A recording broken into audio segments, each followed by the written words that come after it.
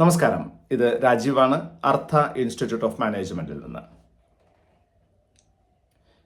ജീവിതത്തിൽ നമ്മൾ പല മൈൽ സ്റ്റോണുകൾ നമ്മൾ അച്ചീവ് ചെയ്യാറുണ്ട്. നമ്മൾ ഒരു സമയത്ത് പറഞ്ഞിരുന്നത് 10ാം ക്ലാസ് ആണ് നമ്മുടെ എഡ്യൂക്കേഷൻ ലൈഫിലെ ഒരു മൈൽ സ്റ്റോൺ എന്നാണ്.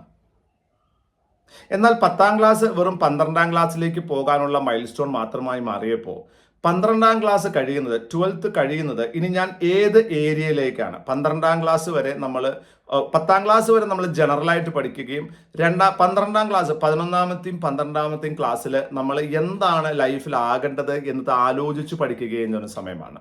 പക്ഷേ 12ാം ക്ലാസ്സിലും 12ാം ക്ലാസ് വരെയും എല്ലാവരും, അല്ലെങ്കിൽ 11ാം ക്ലാസ്സിലും 12ാം ക്ലാസ്സിലും ചേരുന്ന ആൾക്കാർ അവർ ലൈഫിൽ എന്താകണമെന്ന് ആഗ്രഹിച്ച് തന്നെയാണോ പഠിക്കുന്നത് എന്ന് എന്നോട് ചോദിച്ചാൽ എനിക്കൊരു ഡിഫറെൻ്റ് ഒപ്പീനിയൻ ഉണ്ടാകാം. കാരണം most of the cases what happens, നമ്മളൊരു ആചാരപരമായിട്ടാണ് പഠിക്കുന്നത്. എന്താണ് ആചാരപരമായിട്ട് പഠിക്കുക പറഞ്ഞാൽ, 10ാം ക്ലാസ് വരെ പഠിക്കാണ്ട് ഒന്നും ചെയ്യാൻ പറ്റില്ല എന്ന് നമുക്കറിയാം. 10ാം ക്ലാസ്സിൽ കൂടുതൽ മാർക്ക് കിട്ടിയ കുട്ടികൾ സയൻസ് പഠിക്കുന്നു, കുറച്ച് മാർക്ക് കുറഞ്ഞ കുട്ടികൾ കോമേഴ്സ് പഠിക്കുന്നു, പിന്നെ വേറെ ഒന്നും കിട്ടിയില്ലെങ്കിൽ നമ്മൾ ഹ്യൂമാനിറ്റീസ് പഠിക്കുന്നു. ഇങ്ങനെ ഒരു സിസ്റ്റം നമ്മുടെ നാട്ടിലൊരു ആചാരപരമായിട്ടുണ്ട്. ആ ആചാരം ശരിയാണോ തെറ്റാണോ എന്ന് ചോദിച്ചാൽ അത് 100% തെറ്റാണെന്ന് വിശ്വസിക്കുന്ന ഒരാളാണ് ഞാൻ. കാരണം അങ്ങനെയല്ല പഠിക്കേണ്ടതെന്നും ആ പഠിക്കേണ്ടത് നമ്മുടെ ആപ്റ്റിറ്റ്യൂഡ് അനുസരിച്ചാണെന്നും വിശ്വസിക്കുന്ന ഒരാളാണ് ഞാൻ.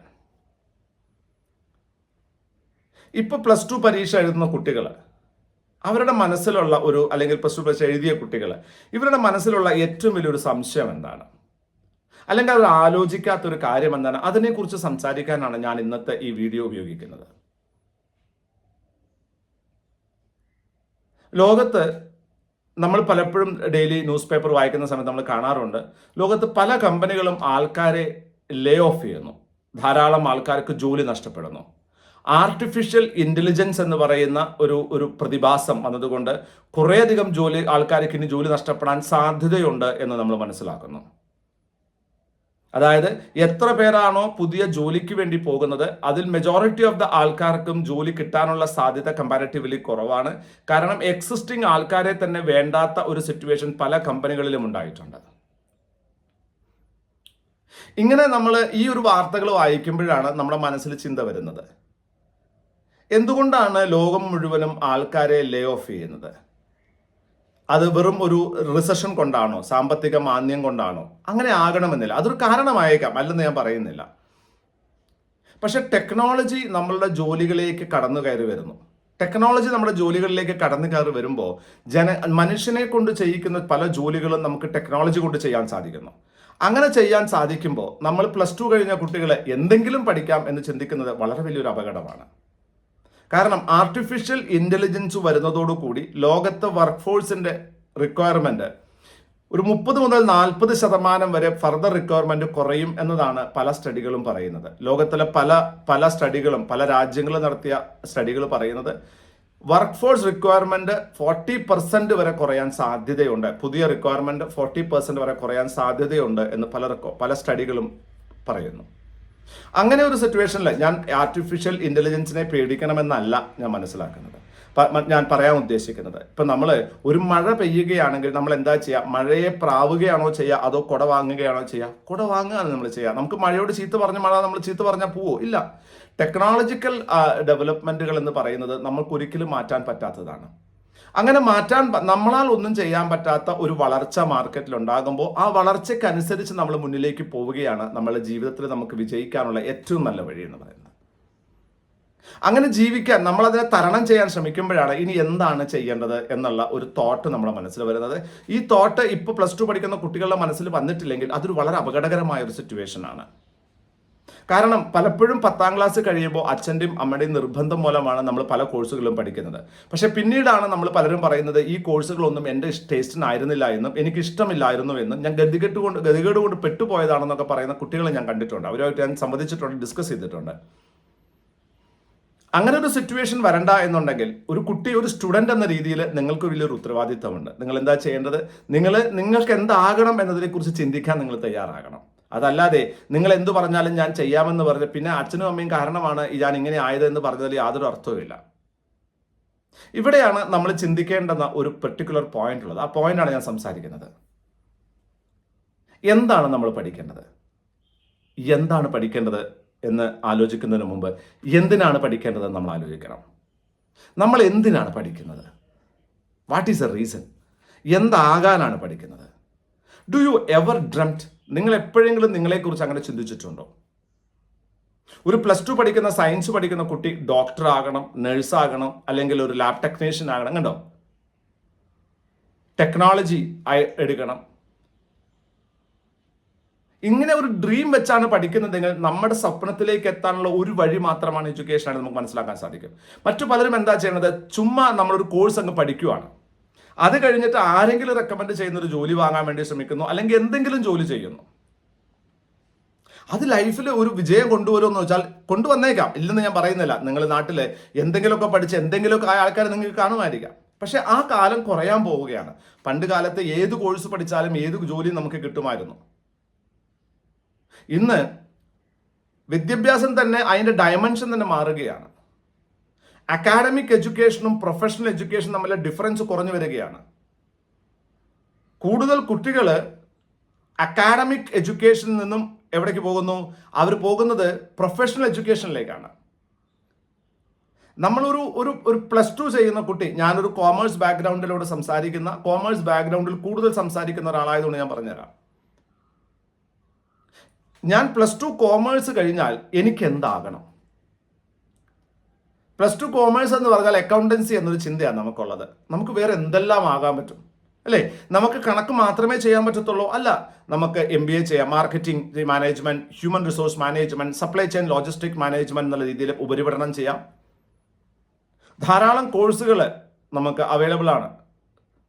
ധാരാളം കോഴ്സുകൾ, bachelor of management science, master of management science, PGDM പോലത്തെ കോഴ്സുകൾ, അതല്ലെങ്കിൽ you can go for MCOM and PhD, അതല്ലെങ്കിൽ ഡോക്ടറേറ്റ്, അതല്ലെങ്കിൽ net examination, then you can teach at colleges and schools. There are so many things what you can do. വെറും കണക്കെഴുതുന്ന ആൾ മാത്രമാണോ commerce ചെയ്യുന്ന ആൾ? അല്ല. പക്ഷെ നിങ്ങൾ ആലോചിച്ച് നോക്കൂ, കോമേഴ്സ് ചെയ്യുന്ന സമയത്ത് നമുക്കൊരു ടാർഗറ്റ് വേണം. What I want to become. ആ ഒരു ടാർഗറ്റ് സെറ്റ് ചെയ്താൽ, ഉദാഹരണം, എനിക്കൊരു ചാർട്ടേഡ് അക്കൗണ്ടന്റ് ആകണം. Why should I become a chartered accountant? ഞാനൊരു ചാർട്ടേഡ് അക്കൗണ്ടന്റ് ആയാൽ എനിക്ക് എന്താണ് സംഭവിക്കുക? എനിക്ക് എത്രമാത്രം വളർച്ച ഉണ്ടാകാൻ പറ്റും? എൻ്റെ ജീവിതത്തിൽ അത് എന്തൊക്കെ മാറ്റങ്ങൾ ഉണ്ടാക്കും എന്നതിനെ കുറിച്ചൊരു നല്ല ധാരണയുണ്ടെങ്കിൽ നിങ്ങൾക്ക് ഒരു ചാർട്ടേഡ് അക്കൗണ്ടന്റ് ആകാനുള്ള കാരണം കിട്ടും. +2 കഴിഞ്ഞാൽ തന്നെ നിങ്ങൾക്ക് ചാർട്ടേഡ് അക്കൗണ്ടന്റ് ആകാനുള്ള പഠിത്തം തുടങ്ങാം. ഡിഗ്രി കഴിയേണ്ട കാര്യമില്ല. വെറുതെ ഒരു 3 കൊല്ലമോ 4 കൊല്ലമോ ഡിഗ്രി ചെയ്ത് കളയേണ്ട കാര്യമില്ല. ആ 4 കൊല്ലം കൊണ്ട് തന്നെ നിങ്ങളുടെ സ്വപ്നത്തിലേക്ക് നിങ്ങൾക്ക് എത്താൻ പറ്റും. പക്ഷെ യു ഹാവ് ടു ഡിസൈഡ്. എനിക്ക് കണക്ക് കുറച്ച് വീക്കാണ്, കോമേഴ്സ് ആണ്, കണക്ക് കുറച്ച് വീക്കാണെങ്കിൽ നിങ്ങൾക്ക് ചെയ്യാൻ പറ്റുന്ന ഏറ്റവും വലിയ കോഴ്സ് എന്താണ്? കമ്പനി സെക്രട്ടറി എന്ന് പറഞ്ഞ കോഴ്സാണ്. Institute of company secretaries of India, Indian ഗവൺമെന്റിന്റെ ഒരു സ്റ്റാറ്റ്യൂട്ടറി ഓർഗനൈസേഷൻ ആണ്. അവർ പ്രൊവൈഡ് ചെയ്യുന്ന കോഴ്സാണ് ഈ കമ്പനി സെക്രട്ടറി എന്ന് പറയുന്ന കോഴ്സ്. ഇത് കംപ്ലീറ്റ് ചെയ്യാൻ ഒരു 3.5 വർഷമേ വേണ്ടൂ. +2 കഴിഞ്ഞ കുട്ടികൾക്ക് നേരിട്ട് സ്റ്റാർട്ട് ചെയ്യാവുന്നതാണ്. +2 കഴിഞ്ഞ കുട്ടികൾക്ക് നേരിട്ട് സ്റ്റാർട്ട് ചെയ്യാവുന്നതാണ്. ഒരു കൊല്ലത്തോളം നമ്മൾ ശരിക്കും ഒന്ന് കഷ്ടപ്പെടാൻ തയ്യാറാണെങ്കിൽ ഈ കോഴ്സിന് നമുക്ക് ഓവർകം ചെയ്യാൻ പറ്റും. ഇന്ത്യയിൽ 70,000 പേര് മാത്രം പാസ്സായിട്ടുള്ള, 70,000-ഓളം പേര് മാത്രം പാസ്സായിട്ടുള്ള ഒരു കോഴ്സ്, ഇന്ത്യയിൽ ഏറ്റവും ഓപ്പർച്യൂണിറ്റി ഉള്ള കോഴ്സാണ് ചാർട്ടേഡ് അക്കൗണ്ടൻസി പോലെ കമ്പനി സെക്രട്ടറി കോഴ്സാണ്. നിങ്ങൾക്കൊരു ബിസിനസ് അനലിസ്റ്റ് ആകണം, വലിയ വലിയ കമ്പനിയുടെ ബിസിനസ് അനലിസ്റ്റ് ആകണം, അല്ലെങ്കിൽ മാനേജ്മെന്റ് അക്കൗണ്ടന്റ് ആകണം എന്നുണ്ടെങ്കിൽ നിങ്ങൾക്ക് CMA ചെയ്യാം. അപ്പൊ ധാരാളം, ഇതൊക്കെ പ്രൊഫഷണൽ കോഴ്സാണ്. ആരും ജോലി തന്നില്ലെങ്കിൽ പോലും സ്വയം ജോലി ചെയ്യാൻ നിങ്ങളെ സഹായിക്കുന്ന കോഴ്സുകളാണ് പ്രൊഫഷണൽ കോഴ്സുകൾ. അതേസമയം ഞാനൊരു BCom ചെയ്തെന്ന് കരുതുക, എനിക്ക് എന്ത് ജോലിയാണ് ചെയ്യാൻ പറ്റുക? BCom ചെയ്ത ആൾക്ക്, MCom ചെയ്ത ആൾക്ക് ജോലി മാത്രം ചെയ്യാൻ പറ്റുന്ന ഒരു ജോലിയില്ല. എന്നാൽ ഒരു ചാർട്ടേഡ് അക്കൗണ്ടന്റിന്, കമ്പനി സെക്രട്ടറിക്ക്, CMAക്ക് ചെയ്യാൻ പറ്റുന്ന ജോലിയുണ്ട്. So what I'm trying to make you understand is like ഒരു ടാർഗറ്റ് നമ്മുടെ മനസ്സിലുണ്ടായിരിക്കണം. ഞാൻ എന്താണ് ചെയ്യേണ്ടത്? 4 വർഷം കഴിഞ്ഞ് ഒരു ഡിഗ്രി എടുക്കുന്നതിന് എന്താണ് എൻ്റെ പുറകിലെ reason? End of the day എനിക്കൊരു MCom ചെയ്യണം, അല്ലെങ്കിൽ എനിക്കൊരു ഡോക്ടറേറ്റ് ചെയ്യണം, അല്ലെങ്കിൽ നെറ്റ് എക്സാമിനേഷൻ എണ്ണം, കോളേജ് പഠിപ്പിക്കണം. ആ ലൈനിൽ പോകാനാണെങ്കിൽ നിങ്ങൾ BCom തന്നെ ചെയ്യണം. പക്ഷെ അതല്ല, നിങ്ങൾക്ക് ഒരു പ്രൊഫഷണൽ ലൈനിലേക്കാണ് പോകേണ്ടത്. മാർക്കറ്റിൽ എന്ത് സംഭവിച്ചാലും ആലോചിച്ച് നോക്കൂ. ഇന്ന് എത്രയോ ആൾക്കാർക്ക് ജോലി നഷ്ടപ്പെടുമ്പോൾ നമ്മൾ ആ ഇൻഫോസിസിന്റെ സ്റ്റോറീസ് ഒക്കെ നമ്മൾ കണ്ടു. 400-ഓളം പേര് ഒരൊറ്റയടിക്ക് അവരോട് വീട്ടിലേക്ക് പൊക്കോളാൻ പറഞ്ഞപ്പോൾ എന്തോരം പെയിൻഫുൾ ആയിരുന്നു അത് എന്തുകൊണ്ടാണ് സംഭവിക്കുന്നത്? അവർ സാധാരണ ഒരു അക്കാഡമിക് ക്വാളിഫിക്കേഷൻ വന്ന് ആ ട്രെയിനിങ് അറ്റൻഡ് ചെയ്ത് ജോലിക്ക് കയറാൻ പോകുന്നവരായതുകൊണ്ടാണ്.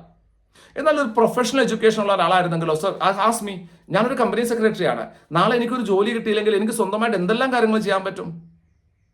എനിക്ക് പഠിപ്പിക്കാം, എനിക്ക് പ്രാക്ടീസ് ചെയ്യാം, എനിക്ക് പല കാര്യങ്ങളും ചെയ്യാൻ പറ്റും.